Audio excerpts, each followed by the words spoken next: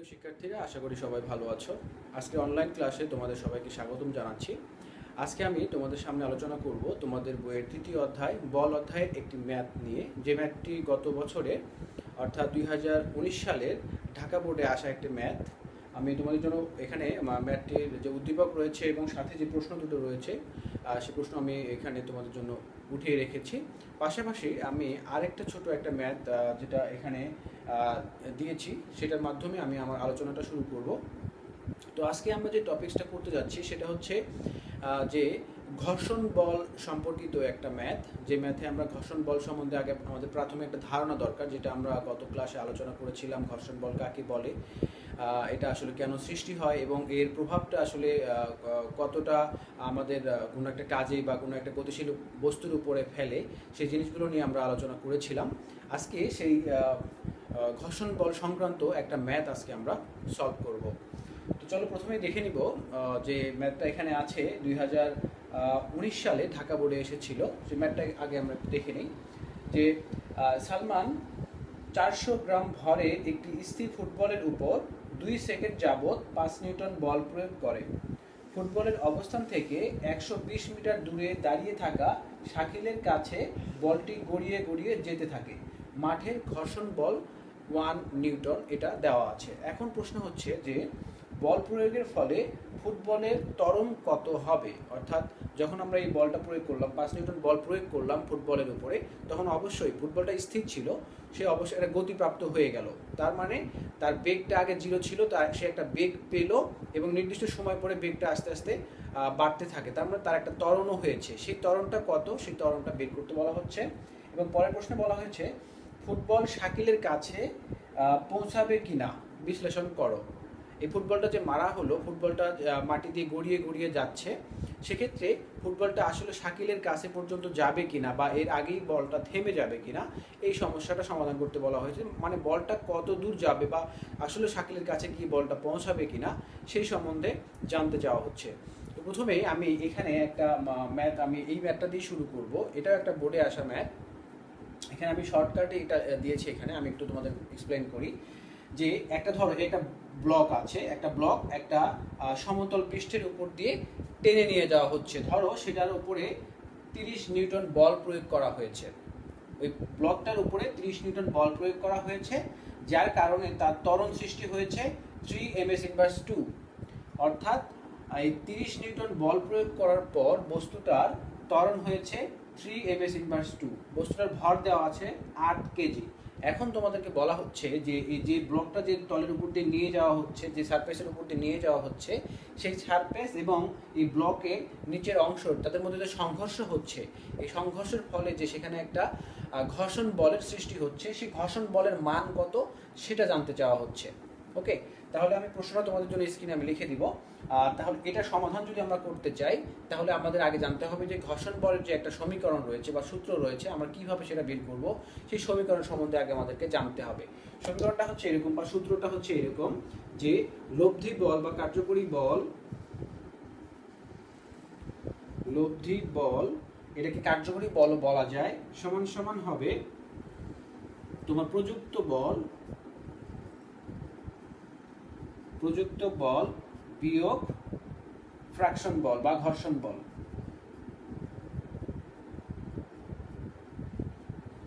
এটাকে আমরা আরো একটা ভাবে প্রকাশ করতে পারি তোমাদের মনে রাখার সুবিধার্থে। এটাকে আমরা লব্ধি বল না বলে এটাকে আমরা কার্যকরী বলও বলতে পারি। তো এটাকে আরো সহজভাবে যদি বলি, আরেকটা লাইন আমরা লিখি, কার্যকরী বল, কার্যকরী বল সমান সমান প্রযুক্ত বল বিয়োগ ঘর্ষণ বল। এটাকে আরো মনে রাখা আরো সুবিধার্থে তোমরা এই কার্যকরী বলটাকে মা অর্থাৎ ভর গুণন ত্বরণ হিসেবে মনে রাখতে পারো। কার্যকরী বলটা হচ্ছে মা ইকুয়াল প্রযুক্ত বলকে তুমি এফ দিয়ে প্রকাশ করতে পারো, আর ঘর্ষণ বলটাকে তুমি এফ কে দিয়ে প্রকাশ করতে পারো। তাহলে তুমি যদি এই সমীকরণটাকে বা এই সূত্রটাকে মনে রাখতে পারো, তাহলে তোমার জন্য এই ফ্র্যাকশন বা ঘর্ষণ বল সংক্রান্ত যে সমস্যাগুলো দেওয়া হবে, যে সমস্যা দেওয়া হোক না কেন, তুমি সেই সমস্যাগুলো সমাধান করতে পারবে। তার জন্য শর্ত হচ্ছে তোমাকে অবশ্যই এই সমীকরণটা বা এই সূত্রটা মনে রাখতে হবে। যদি মনে রাখতে পারো তাহলে তোমার জন্য ম্যাথটা করা ইজি হয়ে যাবে। তাহলে যে প্রশ্নটা এখানে দেওয়া হয়েছে সেই প্রশ্নটা যদি আমরা সমাধান করি তাহলে কেমন দাঁড়ায়। তাহলে এখানে কি কি তথ্য আছে দেখো, এখানে তথ্য আছে, ভর দেওয়া আছে, হচ্ছে 8 কেজি বা 8 কেজি। তারপর হচ্ছে ত্বরণ দেওয়া আছে, ত্বরণ E ইকুয়াল দেওয়া আছে 3 ms ইনভার্স 2। আর কি দেওয়া আছে, এর উপযুক্ত বল F সমান সমান 30 নিউটন, এটা দেওয়া আছে। এখন তোমাকে বলা হচ্ছে তাহলে ফ্র্যাকশন বলটা কত, অর্থাৎ এটা যখন এর উপরে এই বলটা প্রয়োগ করা হবে তখন এটা সামনের দিকে এই ত্বরণ নিয়ে যেতে থাকবে, তাহলে অবশ্যই এই দুই তলের মাঝখানে একটা সংঘর্ষ সৃষ্টি হবে এবং সেখানে একটা ঘর্ষণ বল তৈরি হবে। সেই ঘর্ষণ বলের মানটা আমাদের কাছে জানতে চাওয়া হচ্ছে। তাহলে আমরা কি জেনেছি, সূত্রটা আমরা একটু আগেই জানলাম, মা অথবা লব্ধি বল অথবা কার্যকরী বল সমান সমান প্রযুক্ত বল, যেটাকে আমরা F দিয়ে প্রকাশ করলাম একটু আগে, প্রযুক্ত বল মাইনাস হচ্ছে ফ্র্যাকশন বল বা ঘর্ষণ বল। এখন যদি এগুলো মানগুলো আমরা বসিয়ে দিই তাহলে কি দাঁড়াবে, আমাদের দরকার হচ্ছে এফ কে এর মান। তাহলে এফ কেটাকে এই পাশে নিয়ে আসো, F K equal F minus M A equal প্রযুক্ত বল ছিল আমার এটা মাইনাস এম এর মান ছিল 8 ইন্টু এর মান হচ্ছে 3 ইকুয়াল 30 মাইনাস 24 ইকুয়াল 6 নিউটন। অর্থাৎ এই ব্লকটার উপর এই পরিমাণ 30 নিউটন বল যদি প্রয়োগ করা হয় 8 কেজি ভরের বস্তুর উপর এবং তার ত্বরণ যদি 3 ms ইনভার্স 2 হয়, তাহলে ওই বস্তুটার এবং মানে ব্লক এবং এই তলের মধ্যকার যে সংঘর্ষ বলের সৃষ্টি হবে সেই সংঘর্ষ বলের মান হবে 6 নিউটন। আমরা এইভাবে এই সমস্যাটা সমাধান করতে পারি। তাহলে এখানে আমরা পেলাম যে এই যে তল রয়েছে এখানে, অর্থাৎ এই ব্লক এবং এই যে সারফেসের উপর দিয়ে সেটা যাচ্ছিল সেখানে যে ঘর্ষণ বলটা তৈরি হলো সেই ঘর্ষণ বলের মান হলো আমার 6 নিউটন। ওকে, তাহলে তোমরা যদি আমরা যে বেসিক যে সমীকরণটা দেখাইলাম তোমাদের, এই যে এই সমীকরণটা বা এই সূত্রটা মনে রাখতে হবে, তাহলে আমাদের যে সমস্যাগুলোই দিক না কেন আমরা সেটা সমাধান করতে পারবো। ওকে, এরপরে আমাদের যে বোর্ডে আসা প্রশ্ন, এটা বোর্ডের একটা প্রশ্ন ছিল, আমরা বোর্ডে আসা প্রশ্নটা সমাধান করব। এই সূত্রটাকে মাথায় রাখতে হবে আমাদের। এই বিশেষ করে তৃতীয় অধ্যায়ে বল সংক্রান্ত যে ম্যাথগুলো হয় ঘর্ষণ বলের, এই সূত্র দিয়ে খুব সহজে আমরা সেই সমস্যাগুলো সমাধান করতে পারবো। আর এটা আমাদের ম্যাক্সিমাম ক্ষেত্রেই দেখা যায়, গত 2019 সালেও এই প্রশ্নটা এরকম একটা প্রশ্ন দিয়েছে, বরাবরই এরকম কিছু প্রশ্ন থাকবেই যেখানে আসলে ঘর্ষণ বল সংক্রান্ত সমস্যাগুলোই দেওয়া হয়। তাহলে এবার চলো আমরা প্রথমেই আমাদের যে ক নম্বর প্রশ্নটা ছিল যে বল প্রয়োগের ফলে ফুটবলের ত্বরণ কত হয়েছিল সেটা আমরা বের করব। তাহলে আমাদের এই ধরনের অঙ্কগুলো সলভ করার ক্ষেত্রে সবার আগে আমাদেরকে উদ্দীপকটা ভালো করে বুঝতে হবে। উদ্দীপকে কি বলেছে, তারা কি চেয়েছে এবং কি কি ডাটা তারা ওখানে দিয়েছে উদ্দীপকে, সেই তথ্যগুলো আগে আমাদেরকে ফাইন্ড আউট করতে হবে এবং কি কি ডাটা এখানে আছে সেটা আমাদের সাইডে আগে সাইড নোট করতে হবে, তারপর অঙ্কে হাত দিতে হবে। তাহলে দেখো এখানে বলেছে তারা যে সালমান 400 গ্রাম ভরের একটা স্থির ফুটবলের উপর, স্থির ফুটবল তার মানে ওই বস্তুটার প্রথমে কি স্থির ছিল, তার কোনো বেগ ছিল না, আদি বেগ ছিল না, স্থির ছিল, তার উপর 2 সেকেন্ড যাবত 5 নিউটন বল প্রয়োগ করা হয়েছে, 2 সেকেন্ড যাবত 5 নিউটন বল প্রয়োগ করা হয়েছে। আচ্ছা, বল প্রয়োগ করা হয়েছে। এরপর ফুটবলের অবস্থান থেকে 120 মিটার দূরে দাঁড়িয়ে থাকা শাকিলের কাছে বলটি গড়িয়ে গড়িয়ে যেতে থাকে। এখন মাঠের ঘর্ষণ বলটাও তারা বলে দিয়েছে এত নিউটন। এখন তোমাকে বলা হচ্ছে যে বল প্রয়োগের ফলে ফুটবলের ত্বরণ কত হবে, এটা আমাদের কাছে জানতে চাওয়া হচ্ছে, কত নিউটন বল প্রয়োগ করা হচ্ছে। এখানে আমাদের লিখতে হবে যে কি কি তথ্য ওখানে আছে। তথ্য আছে এখানে যে বলের পরিমাণটা তারা দিয়ে দিয়েছে, সেটা হচ্ছে কি 5 নিউটন। ওকে, এটা হচ্ছে বলের পরিমাণ। এরপরে আমরা যেটা লিখব সেটা হচ্ছে যে আসলে যে বলটা এখানে প্রয়োগ করা হয়েছে আর কি আমাদের যে সূত্রটা আছে এফ এর মান আমরা বের করে রেখেছি। আর কি আছে, আমার ভর দেওয়া আছে এখানে 400 গ্রাম, দ্যাটস মিন 1000 দিয়ে যদি এটাকে ভাগ করে দাও তাহলে হবে 0.4 কেজি। এত। আর কি তথ্য আছে, আর কোনো তথ্য নেই। এখন বলের জন্য আমরা নিউটনের যে দ্বিতীয় সূত্রটা আমরা জানি, সেই সূত্রটা কি, সেই সূত্রটা হচ্ছে আমরা এই অংশটা ডান পাশে লিখে নেব। এই অংশটা আমাদের খাতার ডান পাশে আমরা এটা সুন্দর করে এই ডাটাগুলো লিখে রাখবো। তারপর এখানে লিখবো যে আমরা জানি এফ সমান সমান এম এ, অর্থাৎ কোনো একটা বস্তুর উপর বল প্রয়োগ করা হয়েছে, এম ভর একটা বস্তুর উপর বল প্রয়োগ করা হয়েছে, যদি তার ত্বরণ এ হয় তাহলে আমরা এটাকে এইভাবে লিখতে পারি। এখন আমার দরকার হচ্ছে কি এ, ত্বরণের মান বের করা দরকার। তাহলে ত্বরণের মান বের করার জন্য আমরা কি লিখবো, এ সমান সমান এফ ভাগ এম। ওকে, তো এখানে আমরা এফ এর মানটা আমাদের দেওয়া আছে 5 আর এম এর মানটা হচ্ছে 0.4। এখন এটাকে ক্যালকুলেশন করলে দেখি কি আসে, 10/4, তাহলে হচ্ছে কত, 50/4। এটাকে যদি আমরা ক্যালকুলেশন করি কত আসে, 50/4, 50/4, 12.5। তাহলে আমাদের মান আসছে 12.5। এটা হচ্ছে কি ত্বরণ। তাহলে ত্বরণের একক হচ্ছে ms ইনভার্স 2। অবশ্যই এককটা আমাদের পাশে লিখে দিতে হবে। এককের উপরেও কিন্তু মার্ক ক্যারি করে। যদি এককটা আমরা না লিখি তাহলে কিন্তু মার্ক কাটা যাবে। সো আমাদের এককের দিকে খেয়াল রাখতে হবে যে কার একক কি এবং এককটা সঠিকভাবে লিখতে হবে। তাহলে এই পরিমাণের ত্বরণ আসলে বলটা পেয়েছিল। একেবারে যখন স্থির ছিল, সেই স্থির বস্তুর উপর যখন আমরা 5 নিউটন বলটা প্রয়োগ করলাম, তখন বস্তুটা এই ত্বরণ নিয়ে যাত্রা শুরু করে, বা বলটা এই পরিমাণের ত্বরণ নিয়ে যাত্রা শুরু করে। এখন পরের যে প্রশ্নটা আছে সেটাতেই হচ্ছে আসল চমক বা আসল মজা।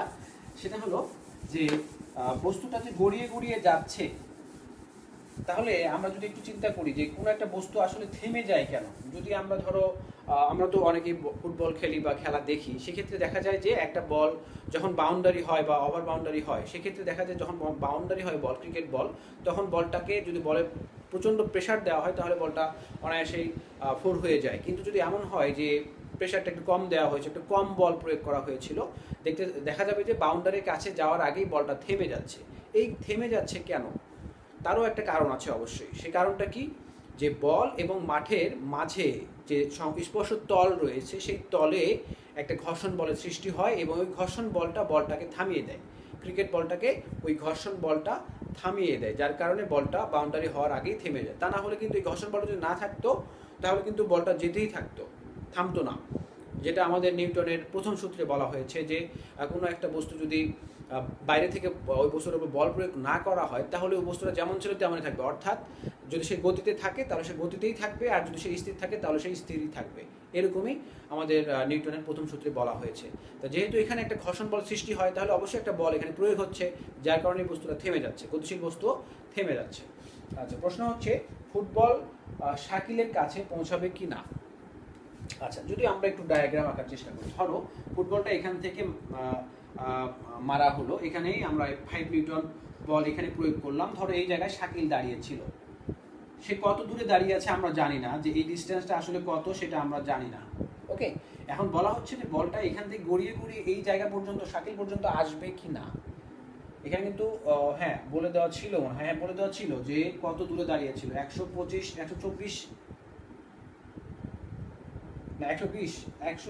মিটার দূরে দাঁড়িয়েছিল। অর্থাৎ এই ফুটবলের অবস্থান থেকে শাকিলের দূরত্ব ছিল 120 মিটার। এখন কথা হচ্ছে যে এই ঘর্ষণ বল, এখানে যে ঘর্ষণ বলের মানটা তারা বলেছে সেটা হচ্ছে 1 নিউটন। এই পরিমাণের ঘর্ষণ বল থাকার পরেও এই বলটা গড়িয়ে গড়িয়ে আসলে সে কত দূরে যেতে পারে, সেটাই হচ্ছে আমাদের বের করার বিষয়। আমরা সেটাই বের করবো যে আসলে বলটা এই পরিমাণ ঘর্ষণ বল থাকার পরেও সে আসলে কত দূর যাচ্ছে, সেটা বের করবো আমরা। ওকে, তাহলে দেখো এখানে আরেকটা মজার বিষয় হচ্ছে, খেয়াল করতে হবে আমাকে যে এই বলটা আসলে কতক্ষণ ধরে প্রয়োগ করা হয়েছিল। 5 নিউটন বল যে আমরা প্রয়োগ করেছি সেটা আসলে কতক্ষণ ধরে প্রয়োগটা করেছিলাম সেটাও দেখার বিষয়, যে মাত্র 2 সেকেন্ড যাবত আমরা এই বলটা প্রয়োগ করেছিলাম। তাহলে প্রথমে সেই বস্তুটা কি ছিল বা বলটা কি ছিল, স্থির ছিল। 2 সেকেন্ড যাবত ওই 5 নিউটন বল প্রয়োগ করা হয়েছে। তাহলে এই 2 সেকেন্ড যাবতই বলটা প্রয়োগ হয়েছে, তার মানে কি তার একটা ত্বরণ অবশ্যই হয়েছে। স্থির ছিল, সে গতি পেয়েছে, একটা ত্বরণ হয়েছে। তাহলে আগে আমাকে বের করতে হবে যে এই 2 সেকেন্ড যাবত তার কার্যকরী ত্বরণটা আসলে কত, বা কার্যকরী বলটা আগে বের করে তারপর কার্যকরী ত্বরণটা আমরা বের করব। তাহলে ফার্স্ট অফ অল আমাদের যেটা করতে হবে সেটা হচ্ছে যে এই 2 সেকেন্ড যাবত তার আসলে কার্যকরী বলটা কত ছিল, কার্যকরী বলটা বের করবো আমরা। কার্যকরী বলের জন্য আমরা কি শিখেছিলাম, এম এ ইকুয়াল প্রযুক্ত বল বিয়োগ হচ্ছে ঘর্ষণ বল। তাহলে এম এর মান আমাদের এই জায়গায় এম এর মান আমাদের কি জানা আছে? না, এক্ষেত্রে আমাদের জানা নেই। এখানে প্রযুক্ত বল হবে, তাহলে এখানে আমরা যেহেতু এর মানটা জানি না, আমরা এটাকে এইভাবে না লিখে সরাসরি কার্যকরী বলটাই লিখবো, কারণ আমরা এর মানটা জানি। যদি জানতাম তাহলে কার্যকরী বল লিখতে পারতাম। কার্যকরী বল, কার্যকরী বল সমান সমান প্রযুক্ত বল মাইনাস ঘর্ষণ বল। তাহলে কার্যকরী বলের মানটা আমরা বের করে নিই। প্রযুক্ত বল কতটুকু বল প্রয়োগ করা হয়েছে? 5 নিউটন বল প্রয়োগ করা হয়েছে। আর এখানে ঘর্ষণ বল হচ্ছে কত? 1 নিউটন ইকুয়াল টু 4 নিউটন। অর্থাৎ এই জায়গায় কার্যকরী বল হিসেবে বা লব্ধি বল হিসেবে বা মা হিসাবে পাচ্ছি আমরা কাকে? এই 4 নিউটনকে পাচ্ছি। তাহলে এখান থেকে আমরা অবশ্যই কি বের করতে পারবো? এখান থেকে অবশ্যই তাহলে আমরা এই বাড়িটাকে মা লিখলেও সমস্যা ছিল না, মা লিখে রাখো, কোনো সমস্যা নেই। মা বা এ ইকুয়াল টু কার্যকরী ত্বরণটা আমরা এখন এখান থেকে অনায়াসে বের করতে 4 ভাগ এম এর মানটা কিন্তু দেওয়া ছিল 0.4। ওকে, তাহলে এটা ক্যালকুলেশন করলে কি আসবে? 4 × 10 - 4 ইকুয়াল টু 10। ওকে, তাহলে এখানে কার্যকরী ত্বরণ হিসেবে আমরা পাইতেছি কি? 10 ms ইনভার্স 2, এই পরিমাণের ত্বরণ আমরা এখানে পাচ্ছি। বিষয়টা একটু খেয়াল করো তোমরা, যে নর্মালি এর আগে দেখো ত্বরণ আমরা পেয়েছি কত? এর আগের যে প্রশ্নটা সলভ করলাম সেখানে আমরা ত্বরণ পেয়েছিলাম 12.5। বল প্রয়োগের ফলে যে ত্বরণটা হয়েছিল সেখানে 12.5। তখন কিন্তু আমরা আলোচনায় এই ঘর্ষণ বলটাকে নিয়ে আসিনি, যার কারণে ওখানে আমরা বেশি পরিমাণের ত্বরণটা পেয়েছিলাম। কিন্তু এখন দেখো, যেহেতু আমরা এটা ঘর্ষণ বলটা 2 সেকেন্ড যাবত ক্রিয়া করেছিল বা কাজ করেছিল, তারপরে সেখান থেকে কার্যকরী বলটা তাহলে কত হলো সেটা বের করেছি, এবং সেখান থেকে কার্যকরী ত্বরণটা কত সেটা আমরা এখানে বের করলাম। তার মানে এটা কি? ঘর্ষণ বলটাকে মাথায় রেখে কিন্তু আমরা এই ত্বরণটা বের করেছি। তার মানে 2 সেকেন্ড যাবত ওই বলটা এই ত্বরণ নিয়ে সামনের দিকে এগিয়ে গিয়েছে। যেতে যেতে একটা সময় গিয়ে কি হবে? যখন 2 সেকেন্ড পার হয়ে গেছে তখন তো আর আমরা বলটা প্রয়োগ করতেছি না। 2 সেকেন্ড যাবতই বলটা প্রয়োগ হয়েছিল, তারপরে আর বলটা প্রয়োগ হয়নি। তাহলে এখন আমরা কি করব? যে এই 2 সেকেন্ড এই ত্বরণটা নিয়ে বস্তুটা কত দূর গিয়েছে এবং 2 সেকেন্ড পরে তার বেগটা কত হয়েছে সেটা আমরা বের করে রাখি বা বের করতে হবে। তাহলে আমাদের আসল কথাটা কি? যে আসলে ফুটবলটা কতটুকু গিয়েছে, 120 মিটার দূরে যে শাকিল দাঁড়িয়েছিল তার কাছে গিয়েছে কিনা সেটা বের করার জন্যই কিন্তু আগে আমাকে কি করতে হচ্ছে? যে ওই 2 সেকেন্ড যাবত যেহেতু বলটা প্রয়োগ করা হয়েছে, তাহলে এই 2 সেকেন্ডে বস্তুটা বা বলটা কত দূর যায় সেটা আগে আমরা বের করব। তাহলে আমাদের মনে রাখতে হবে ত্বরণটা এখানে ঘর্ষণ বল সমেত ত্বরণটা হচ্ছে 10, অর্থাৎ এই 10 ms ইনভার্স 2 ত্বরণ নিয়ে বস্তুটা কতক্ষণ চলেছে? 2 সেকেন্ড চলেছে। তাহলে তার আগে আমরা বের করি যে আসলে 2 সেকেন্ডে কতটুকু যায় সে। তাহলে s equal ut plus half a t square. Okay, তাহলে সে s এর মানটা আমরা বের করব। u স্থির ছিল, তাহলে 0 প্লাস হাফ ইন্টু a আমরা বের করেছি 10 ইন্টু t স্কোয়ার। কতক্ষণ ধরে চলেছিল এই ত্বরণটা নিয়ে? 2 সেকেন্ড। 2 সেকেন্ড যাবত বলটা প্রয়োগ করা হয়েছিল, তাই 2 সেকেন্ড। 2 স্কোয়ার ইকুয়াল হচ্ছে এটা কাটলে হচ্ছে 5, এটা হচ্ছে 4 ইকুয়াল টু 20 মিটার। অর্থাৎ এই 2 সেকেন্ডে বস্তুটা কতটুকু গেছে? 20 মিটার গিয়েছে। ওই বল যতক্ষণ প্রয়োগ করেছি ততক্ষণ পর্যন্ত ত্বরণ ছিল কত? 10 ms ইনভার্স 2, আর ওই পর্যন্ত সময়ে সে মাত্র 20 মিটার গিয়েছে। তাহলে এটা আমাদের একটা অংশ হয়ে থাকলো। অর্থাৎ এখানে আর এখানে যদি হয়, তাহলে অলরেডি আমরা যে এই টোটাল যে আমাদের 120 মিটার ছিল তার মধ্যে 2 সেকেন্ডের জন্য আমরা পেলাম একটা দূরত্ব, আনুমানিক দূরত্ব বের করে নিয়েছি, সেটা হচ্ছে 20 মিটার গেছে। 2 সেকেন্ডে 20 মিটার গেছে। এখন তারপর এই জায়গাটায় এসে মনে করো বস্তুটা এখন এই জায়গাটা আছে, বলটা এই জায়গাটায় আছে। এখান থেকে এখানে কিন্তু ত্বরণটা কি হয়েছিল? 10, এখান থেকে এই পর্যন্ত ত্বরণটা 10 কিন্তু ছিল। তারপর এখানে আসার পর বলটা আর প্রয়োগ করতেছি না আমরা, তাহলে এখান থেকে আর ত্বরণ বা বলও নেই, বল থাকবে না। আস্তে আস্তে বেগটা হ্রাস পেয়ে যাবে। এখন এইখানে এসে তার শেষ বেগটা কত হয় সেটা একটু আমাদের বের করতে হবে। ওই ত্বরণটা নিয়ে, ওই 10 ms ইনভার্স 2 ত্বরণটা নিয়ে 2 সেকেন্ড পরে তার বেগটা কত হয়, শেষ বেগ যেটাকে আমরা বলি। তাহলে ওটা যদি আমরা বের করি, তাহলে এখানে দেখো v equal u plus a t। তাহলে কি হচ্ছে? স্থির ছিল তাই 0, a কত? 10, আর তাহলে কতক্ষণ ধরে ছিল এটা? 2 সেকেন্ড যাবো, তার মানে 20, অর্থাৎ এই বেগ পেয়েছিল 2 সেকেন্ড পরে বলটা এই বেগ পেয়েছিল। খেয়াল করো, বস্তুটার উপরে বল প্রয়োগ করার কারণে সে 2 সেকেন্ড যাবত চলতেছিল এবং 2 সেকেন্ড পরে তার শেষ বেগ এটা হয়ে গেছে। যখনই বেগটা এটা হয়ে গেছে, বলটাও আর আমরা প্রয়োগ করতেছি না। তাহলে বল যদি আমরা প্রয়োগ না করি তাহলে তো বস্তুটা আর তার বেগের পরিবর্তন করবে, ত্বরণ থাকবে না সেখানে।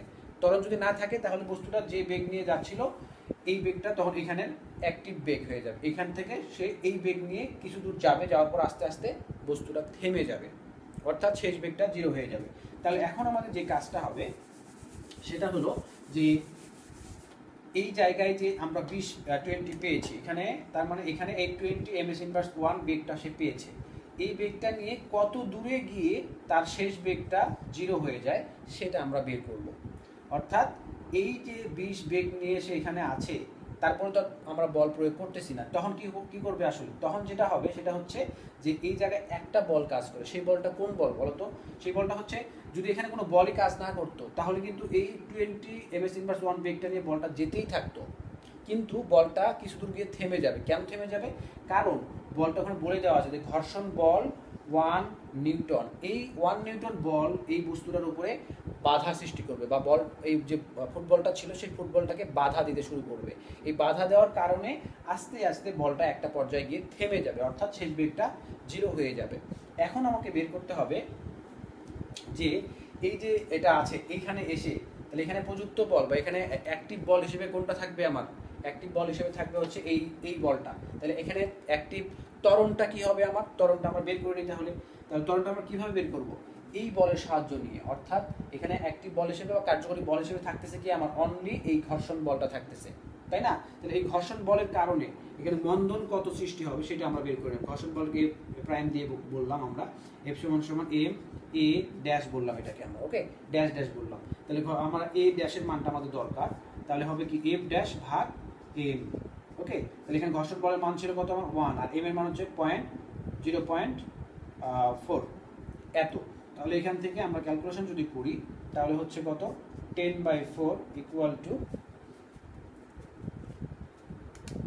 10/4 10/4 ইকুয়াল আসছে আমার 2.5 ms ইনভার্স 2। এইটা হচ্ছে আমার এখন মন্দন। কেন মন্দন? দেখো বস্তুটার বেগ এই জায়গায় এসে 20 ms ইনভার্স 1, আস্তে আস্তে এই ঘর্ষণ বলটা কি? ঘর্ষণ বল বাধা দেয়, বাধা দেওয়ার কারণে কি হবে? কোনো একটা বস্তুর বেগটা আস্তে আস্তে হ্রাস পেয়ে যাবে, এই জন্য এটা মন্দন হবে, ওকে, এটা মন্দন হবে। তাহলে এই মন্দনটা নিয়ে কখন তার শেষ বেগটা 0 হয়ে যায় বা কত দূর গিয়ে তার শেষ বেগটা 0 হয়ে যায় এটা আমরা বের করব। তাহলে সেটা আমরা কোন সূত্র দিয়ে বের করতে পারি? তাহলে আমাদের তথ্য কি কি আছে? তথ্য আছে হলো যে আদি বেগের মান দেওয়া আছে। আমাদের আদি বেগের মান হচ্ছে, তাহলে এখানে যে বেগটা শেষ বেগ হিসেবে কাজ করেছে সেটা এবার আদি বেগ হিসেবে কাজ করবে। আদি বেগের মান হচ্ছে ms ইনভার্স 2। শেষ বেগ কি হবে? শেষ বেগ হবে 0 ms ইনভার্স 1। মন্দন কি এখানে দেখতে পাচ্ছি আমরা? মন্দন 2.5 ms ইনভার্স 2। তাহলে আমার দরকার কি? s এর মান, s equal to what? s dash বলি, এর আগেরটাকে আমরা s বলেছি, তাহলে এটাকে s ড্যাশ বলি। তাহলে আমরা s ড্যাশের মানটা বের করে নিব। কোন সূত্র দিয়ে বের করব? দেখো এটা আমরা কোন সূত্রের সাহায্যে ফেলতে পারি? আমরা যদি এখন এই সূত্রটা ফেলি, s equal to ut plus half a t square. দেখো এখানে t আছে, কিন্তু এখানে আমার কোথাও t আছে, তাহলে এই সূত্র আমার হবে না। এবার তাহলে আরেকটা কি সূত্র আছে? vs এর জন্য এই সূত্র হয় v square equal to u square, যেহেতু এটা মন্দন হয়েছে সেহেতু আমরা এখানে মাইনাস দিতে পারি 2as, এরকম a ড্যাশ s ড্যাশ। এখন এগুলো মান বসিয়ে দিই, মান বসিয়ে দিলে আমাদের ক্যালকুলেশন চলে আসবে। যে ভিটা কি হয়ে যাবে? ভি 0 হয়ে যাবে। 0 ইকুয়াল ইউ এর মান একটা ছিল 20, তার উপরে স্কয়ার মাইনাস 2 ইন্টু এর মানটাকে আমরা বের করেছি, এর মানটা আমরা হ্যাঁ বের করেছি 2 ইন্টু 2.5 ইন্টু এস ড্যাশ, ওকে। তাহলে এই পুরো জিনিসটাকে যদি এই পাশে আমরা নিয়ে আসি তাহলে পজিটিভ হয়ে যায় 5, এটা গুণ করলে 25 গুণ 50, 1 ঘর পর দশমিক, তাহলে 5 এস ড্যাশ ইকুয়াল 400, বা এস ড্যাশ ইকুয়াল 400 ভাগ 5 ইকুয়াল টু 540 আর হচ্ছে তোমার একটা শূন্য, অর্থাৎ 80 মিটার। অর্থাৎ বস্তুটা কতটুকু গেল? এই মন্দনটা নিয়ে বস্তুটা 80 মিটার গিয়ে থেমে গেছে। তার মানে কি? আর 80 মিটার, এখান থেকে এই পর্যন্ত ধরো 80 মিটার, আর এটা হচ্ছে 20 মিটার এর আগে এসেছিল। তাহলে 80 মিটার গিয়ে বস্তুটা শেষ বেগটা 0 হয়ে গেছে। তাহলে টোটাল কি হলো? এখান থেকে এই পর্যন্ত বস্তুটা আসছে, তাহলে টোটাল কি হলো? এখানে 20 আর এখানে 80, দুটো যোগ করলে যেটা হবে সেটাই হচ্ছে আমাদের অ্যান্সার। এক্ষেত্রে সেটাই হবে আমাদের অ্যান্সার। তাহলে অ্যান্সারটা কি হচ্ছে? এই দুটো যোগ করে নাও তোমরা, আমার এখানে তো লেখা নেই, তোমরা একটু যোগ করে নাও। এর যোগ করলে কত হচ্ছে? 100 মিটার। অর্থাৎ বস্তুটা 100 মিটার গিয়ে থেমে গেছে, তাহলে শাকিলের কাছে যায়নি, শাকিলের কাছে যাওয়ার আগেই বস্তুটা থেমে গেছে, এই জায়গায় এসে থেমে গেছে। তাহলে আমাদের প্রশ্নটা ছিল কি যে আসলে শাকিলের কাছে গেল কি না। যেহেতু দেখতে পাচ্ছি বস্তুটা মাত্র 100 মিটার গিয়ে থেমে গেছে, আর যেহেতু শাকিল 120 মিটার দূরে ছিল, তাহলে আরও 20 মিটার গ্যাপ রয়ে গেছে, অর্থাৎ শাকিলের কাছে বলটি গিয়ে পৌঁছেনি। তো আশা করি তোমরা ক্লাসটা এনজয় করেছো, ভালো করে দেখেছো মনোযোগ দিয়ে। আর যদি মনোযোগ দিয়ে দেখে থাকো আজকে ক্লাসটা, আমার বিশ্বাস যে যে কোনো ধরনের তোমাদের এই ঘর্ষণ বল সংক্রান্ত ম্যাথ দিক না কেন, তোমরা অবশ্যই সেটা অ্যান্সার করতে পারবা বলে আমার বিশ্বাস। নেক্সট ক্লাসে আমরা আরও কিছু মজার মজার অঙ্ক নিয়ে হাজির হব। সেই পর্যন্ত তোমরা সবাই ভালো থাকবে, পড়ালেখার সাথে থাকবে এবং বাসায় থাকবে, সাবধানে থাকবে। আজকের মতো ক্লাসটা এখানেই শেষ করছি। আল্লাহ হাফিজ।